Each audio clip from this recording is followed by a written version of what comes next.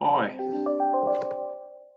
I'm presenting to the Lions Club of Tewantin Noosa Lions via Zoom. So I'm going to share with you now our presentation. I'll just bring up the presentation. And this was a gentleman whose name is Jamie Seymour, and he presented at Yeppoon this presentation, and I asked him if I could have a copy and have the permission to actually do this presentation to the club. Unfortunately, with the coronavirus, I couldn't do it in person, so we've chosen to do it via Zoom, which is a great medium. This is just Professor Jamie Seymour is the author, and he works in James Cook University up in Cairns. And I was not aware that Lions actually support him financially, not with a lot of money, and I'll leave that to the end, which is where he thanked everyone for their assistance. But this is a fisherman up there, and you can see this deadly little creature under the water, and certainly the tentacles there. We're going to talk a lot about this little fella. I didn't know that Lions assisted with the research of box jellyfish, and probably many of our club members wouldn't know. He did a great presentation, a real character. I certainly hope I do justice, and he has given me permission to do this presentation or run through his presentation. I was stung last year by a stinger at Sunshine Beach in Noosa. It certainly wasn't anywhere near as dramatic as what you're going to see in this presentation, but I got stung. I didn't know what it was. I started to have a bit of an itch. It was around the arm, and then it got a little bit worse. By the time I got home, it became annoying, and when I got home, there was a reasonable amount of pain, and I had really awful looking welts around my arm where the tentacles had taken place. But mine was an inconvenience rather than any real sting or danger. The Professor Jamie Seymour talked about the young girl waist deep in water, about 10 metres out from shore, under adult supervision. She got stung. He said it started to scream. The severity of the scream on a scale of 1 to 10, 1 being nothing, 10 being excruciating, was probably about 15. She was in an enormous amount of pain, and as I understand it, by the time they got her to the shore, she passed away. A very, very sad case. This is a young lady, Rachel Shardlow, aged 10, and that's the damage that the box jellyfish did. To understand, she survived, but was because of CPR, and you'll see more about that as we go through. I won't read all of this out, but a German woman dies in Thailand, box jellyfish sting, and can kill an adult within minutes. With 20 to 40 people dying yearly from box jellyfish stings in the Philippines, and an average of 1 death annually in Australia. The distribution is obviously through Australia, and it becomes more intense around the equator. So you can see that Australia really is in the firing line. And here are some of the places that I'll talk about a few as we go through. Maldives, Burma, Bahamas, Brazil, Vietnam, Australia, Papua New Guinea, which is right up here where I was just at, and in one of the intense areas. So certainly spread right across the world. Hawaii, this is Waikiki Beach. I was lucky enough to go there a few years ago, and it's been described to me like Surfers Paradise Main Beach on steroids. It's just hugely populated, and Jamie Seymour apparently was there, and there was an influx or a pod of these jellyfish coming into this beach, and he suggested to the authorities, he was there in an official capacity, he suggested that they close the beach, which they declined to do, and there's a lot of people on that beach, World Surfing Championship. Anyway, the result of that was some 840 stings, and people admitted into intensive care. Naturally, the hospitals didn't cope with that, and they had to put up emergency tents, and he suggested it was like what he would think would be a battlefield on-site casualty ward.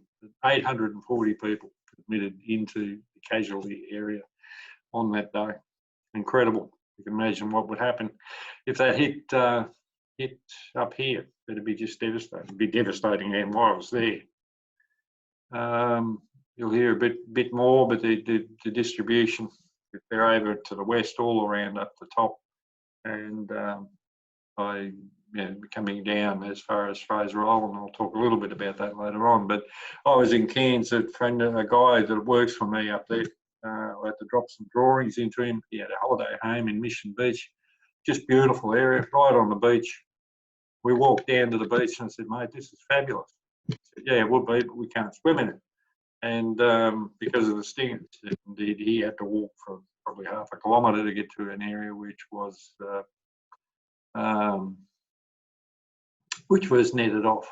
So you don't know how lucky we are. It's certainly, there's a few of the smaller or less severe ones came down into Noosa this year and last, and that's when I got stung. How big is the problem? 200 to 300 stings in Queensland each year. That's quite amazing.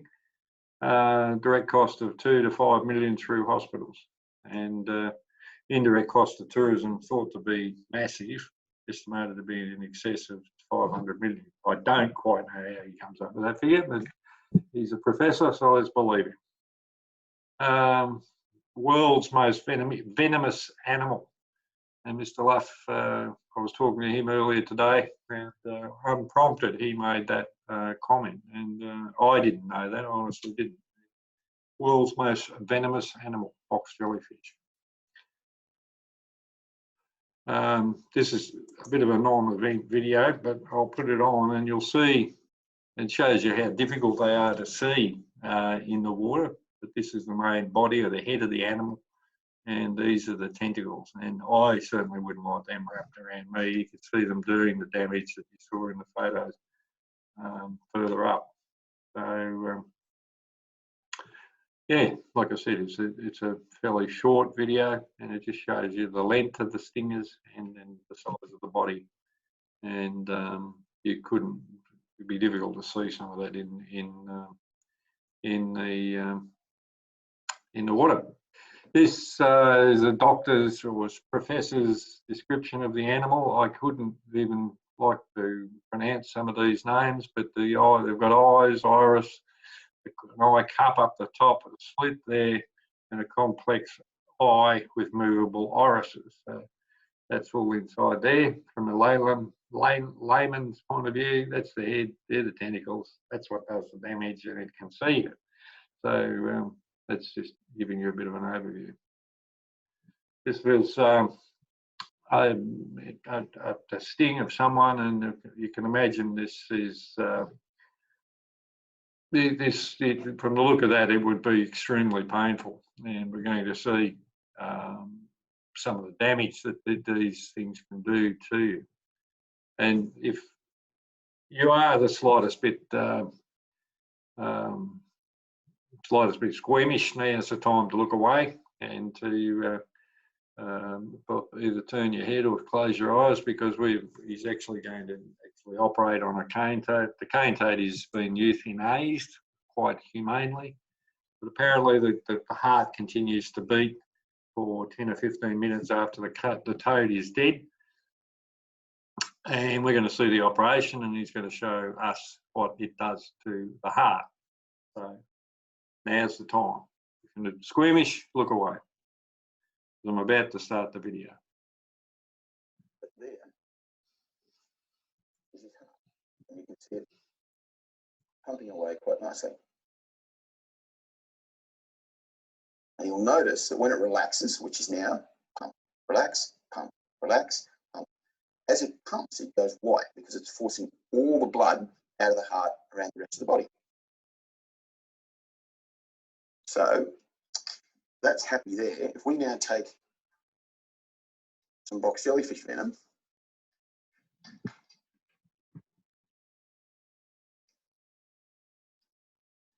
you can see now beautifully the heart is bouncing away.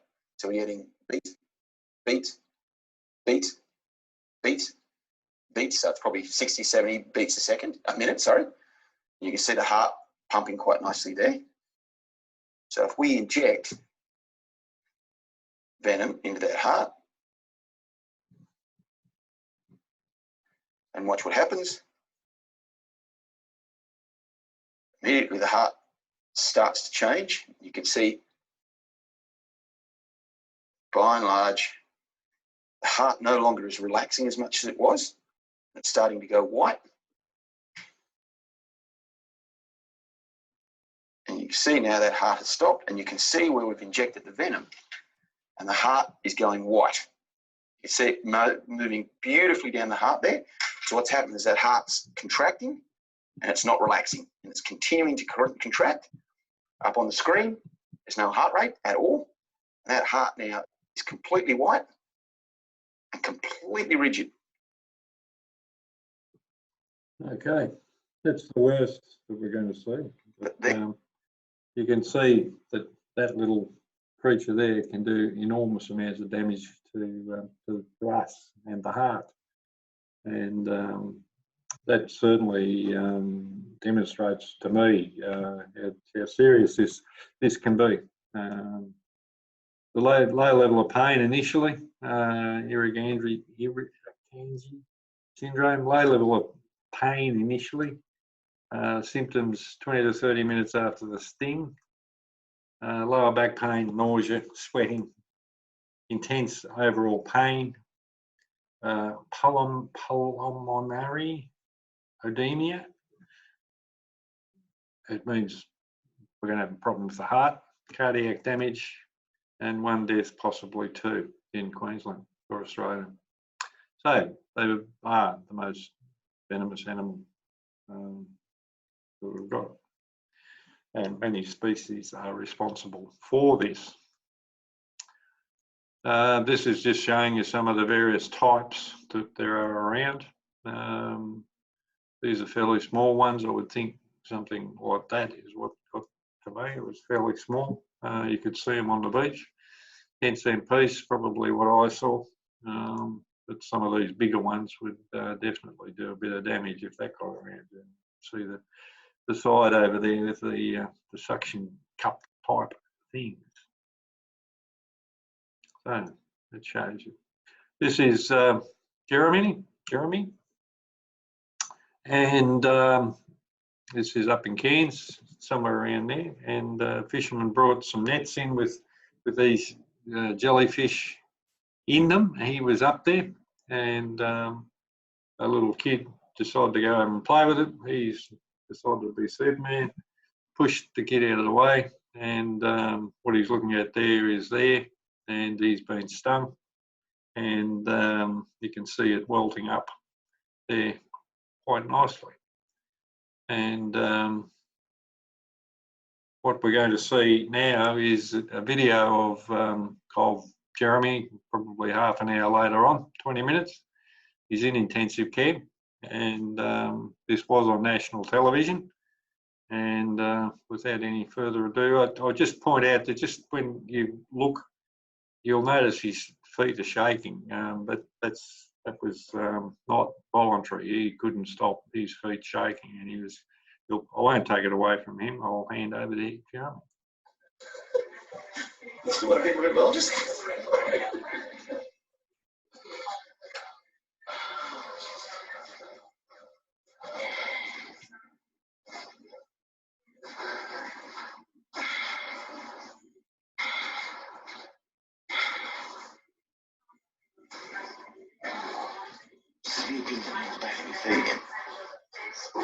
Like it is.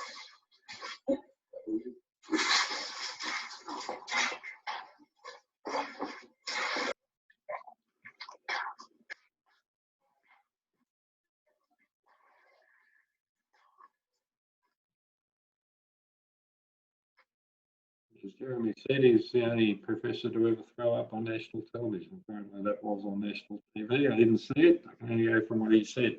But yeah, he was certainly in a lot of pain, and they've obviously saved him because he was there in Cairns. But he was not looking well there at all. I'm sure you agree. Global reports of Irriganji. Surprised to see Sydney and Melbourne reporting them. And you can see how far it's spread. We've talked about Hawaii, West Keys, Puerto Rico. The Bahamas are down around in here somewhere. So yeah, all the major spots, and the equator goes through there, so you can see the intensity through that point there. Fraser Island apparently reported 10 or 15 stings, and 2 fairly serious ones a couple of years ago, and they're spreading down. So surface is probably surface. Wash my mouth out. Noosa is probably in around here somewhere, and yeah, they're coming down. So it certainly is a problem. Every doctor and every engineer, if they ever do a presentation, have got to have a graph.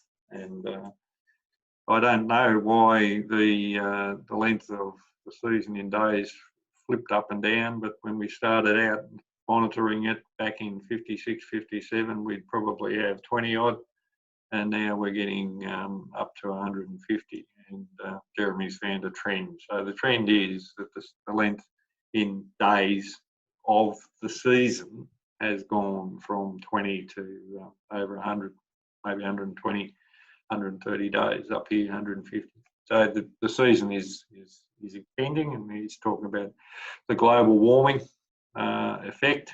Obviously, the jellyfish are living longer in that warmer water. Season is extending. That's what is shown there quite graphically. This one's a bit of a, I'm not quite sure, but it's basically showing they're doing a fair bit of drone work up along the coast, monitoring the beaches with drones, because it's a lot easier to see from an aerial shot, and you can see closely. There's one there. There's another one up there. Another one there. Another one there. And you need a good eye. I've watched this a fair bit. So another one there, and there's more up in here. So they can, once they patrol the beach, they can let the lifesavers know.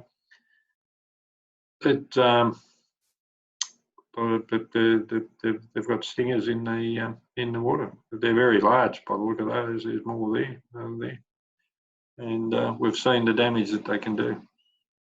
This will end in a little bit. I don't quite know how to stop it, so we'll wait till we get to the end. There's about 20 seconds to go. So certainly the use of drones, and the next video will show you a better idea of it, but they're using that to monitor the beaches. And this is the one. We're off. So we're flipping along, and you will see in a minute, there's spot one. There it is. You're going to see a shadow come in from the left. That's somebody they've notified, and he comes out and makes, you will see it, I'm sure. There we are. And he's coming out. He's not dead sure where it is, but they've told him where, so he's going to pick that up. I wouldn't. He would. He did. I wouldn't like that around me. So you can see the benefits of the drone. And this is the X-rated part of the video. It just shows you. This is the cell, and it's just giving birth, and one of the jellyfish will start to form.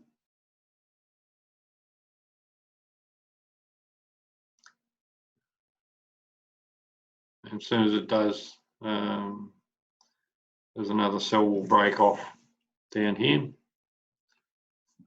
and then another one and another one, and it's just showing you how they breed and how they multiply out of a little egg. There's the second one, and third one. I think we get a fourth one. No, we don't. We just get a fright because they start to create and swim away, and they're after us. And you can see the tentacles forming, and there we go. We're off to hospital. What have we achieved with your help, meaning lions? Decreased the stinger numbers. Vinegar is probably not the best first aid. They're talking about CPR, and certainly getting someone in serious cases. I put vinegar on mine. It seemed to reduce the pain, but in serious cases, CPR, new first aid, and heat, how to save lives. So they've discovered that through the research that Jamie and his team have done. Distribution of the jellyfish, we've seen how they've been monitoring that, and start of the season, end of the season. So they've all these sorts of things need money to assist. And venom collected for anti-venom, and it's obvious. We don't have one at the moment, and it's a bit like coronavirus. We need a venom, and an anti-venom, sorry. And they're developing that, and a bigger problem than we first thought. I'm sure we all agree with that. These are the difference between onshore and offshore. So there's more and more of the drone type of observations going on, which is great. What should we be doing now? Basic research, obvious, species present, finding out the time they're present, origin of the animals, where they come from. We need to do something about them, and know thy enemy. And that I'm sure we agree on. This is where Jamie really did give lions a big rap, and we've donated over 120,000, which seems like a fair bit of money.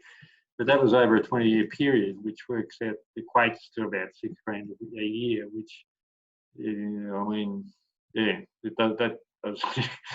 it's not a lot of money. 120 grand is, but he was extremely thankful, and said that he was, obviously very grateful for the assistance. But, it is not a lot of money. So that brings us to the end of the presentation, and I